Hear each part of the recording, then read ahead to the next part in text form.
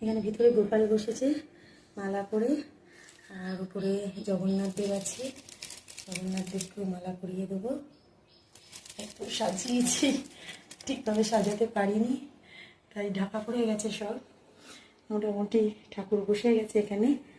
তো গোপাল তো 3 জন আছে, তো একজনকে বসিয়েছি, প্রত্যেক বছর ঘুরিয়ে ঘুরিয়ে একজন করে বসে। এখনো অনেক সাজানো বাকি আছে। জয় জগন্নাথ, জয় জগন্নাথ, জয় জগন্নাথ।